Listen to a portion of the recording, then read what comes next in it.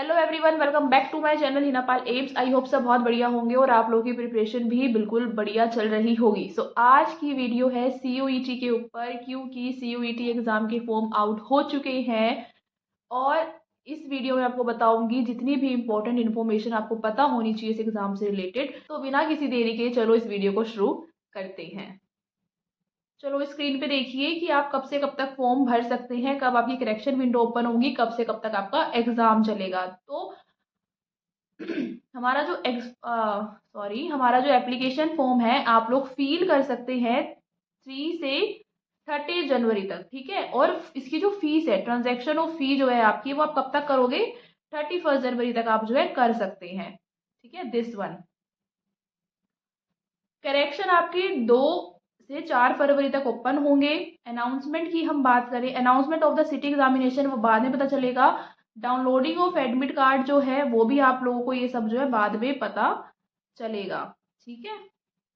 This one date of examination की अब बात करो तो 11 से 31 मई तक चलेगी। अभी ये टेंटेटिव है, हो सकता है बाद में ये चेंज हो जाए, क्योंकि एक दिन का ये एग्जाम नहीं है। इसके एग्जाम जो है आपको, देखो मैं आपको आगे बताऊंगी, यहाँ पे आपको 5 सब्जेक्ट्स आपको चूज करने होते हैं। वो भी आपको आगे पता चलेगा, उनका अलग अलग डे पे टेस्ट होता है, ठीक है। और 1 घंटे का ही होता है एक सब्जेक्ट के लिए। तो अभी मैं आपको आगे बताऊंगी क्या होता है, पर इसकी डेट ऑफ एग्जामिनेशन जो अभी बताई गई है वो 11 से 31 मई तक है, ओके। आगे ये सब इसकी ऑफिशियल वेबसाइट है, ये आपको पता चल गया होगा। आगे बढ़ते हैं, अब देख लेते हैं एप्लीकेशन फॉर्म फी कितनी है। जनरल कैटेगरी से है आप, तो आप लोगों को 1000 रुपीज भरनी पड़ेगी 3 सब्जेक्ट के लिए। 3 सब्जेक्ट के लिए तो 1000 है, लेकिन आप एडिशनल सब्जेक्ट ऐड करते जाओगे तो 400 ईच है, ठीक है।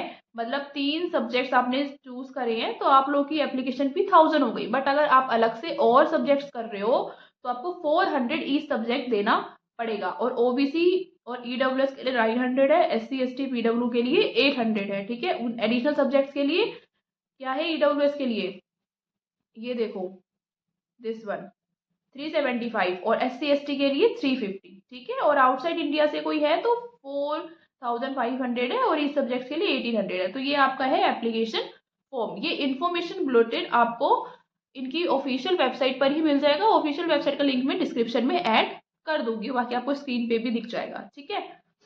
अब हम देख लेते हैं आप एग्जाम किन किन सब्जेक्ट्स में दे सकते हैं, कितने टोटल सब्जेक्ट्स हैं। तो स्क्रीन पे देखो, टोटल सब्जेक्ट जो आपको यहाँ पे दिख रहा है वो 37 है, ठीक है। 37 में से 13 तो लैंग्वेजेस है, 23 डोमेन स्पेसिफिक है, डोमेन स्पेसिफिक, और एक जनरल एप्टीट्यूड है, GAT। जो आपकी मीडियम मीडियम में आप किस मतलब 13 लैंग्वेजेस जो है उसमें देखो कौन कौन सा है आपकी, ये सारी 13 लैंग्वेजेस हैं। और जो लैंग्वेज है, language to be tested through reading comparison based on different type of passage, factual, literacy, narrative, इस तरह से जो आपका लैंग्वेज टेस्ट आता है, ओके। और जो डोमेन सब्जेक्ट्स है, सिलेबस आपका देखो बता रहे हैं यहाँ पे, लैंग्वेज का ये आएगा, ठीक है, लैंग्वेज सब्जेक्ट्स। डोमेन सब्जेक्ट्स आपका पूरा एनसीईआरटी सिलेबस पे है, एनसीईआरटी सिलेबस पे रहेगा। और हम ये देखें जनरल एप्टीट्यूड में आपके general knowledge, current affairs, numerical, जो रीजनिंग वाले क्वेश्चंस होते हैं GAT में ये आता है, ठीक है। चॉइस ऑफ टेस्ट की हम बात करें, यहाँ पे देखो कैंडिडेट में चूज अप टू, दिख रहा है, कैंडिडेट में choose up to maximum of 5 subjects including languages and general aptitude in respective of the subjects opted in class 12।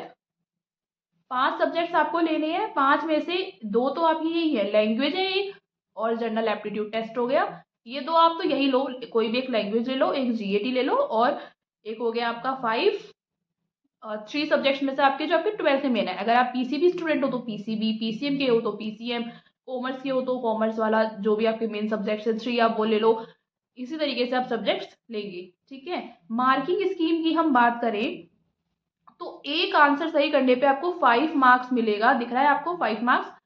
और there will be negative marking of each correct incorrect answer of 1 mark.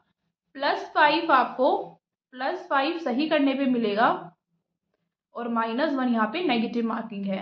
Mode of the exam आपका CBT mode में रहेगा। Total questions आपकी 50 हैं, ठीक है। All questions compulsory हैं।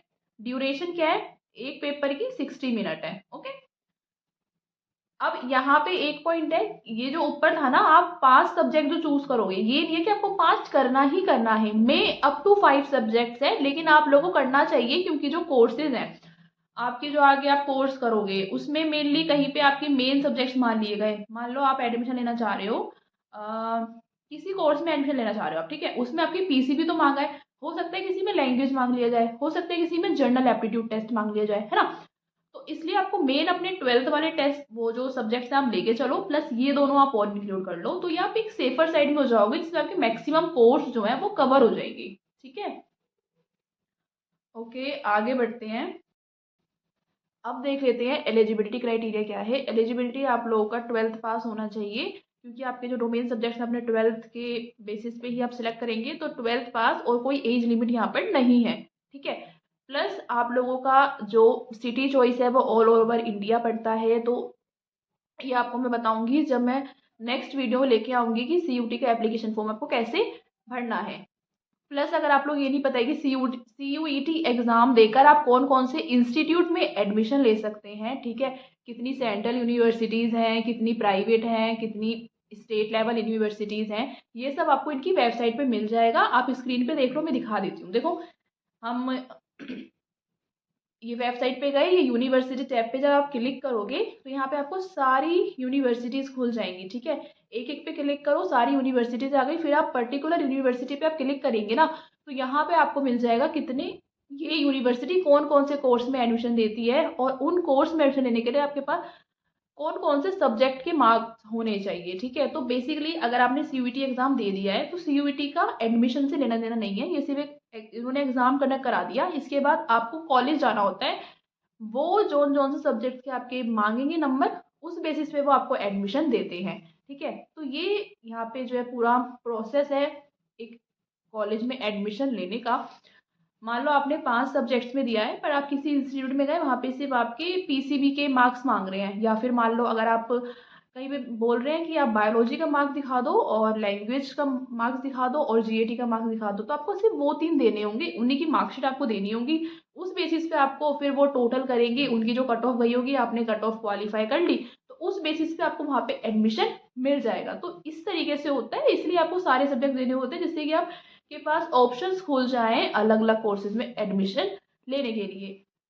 तो ये है, अगर आप लोगों को कॉलेजेस की लिस्ट देखनी है, और कॉलेजेस आप कैसे सिलेक्ट करेंगे, अपने स्टेट की तो आपको मेन मेन यूनिवर्सिटीज पता होंगी ना, जो जिनका नाम है, जो काफ़ी अच्छी यूनिवर्सिटीज है आपके स्टेट में, तो उनका उनमें तो आप अप्लाई करना ही करना। ठीक है, और अभी एप्लीकेशन फॉर्म के टाइम पे ऐसा कुछ नहीं है, वो बाद में होगा जब रिजल्ट वगैरह आ जाता है, अभी कुछ नहीं है, अभी आप जब एप्लीकेशन फॉर्म भर देंगे।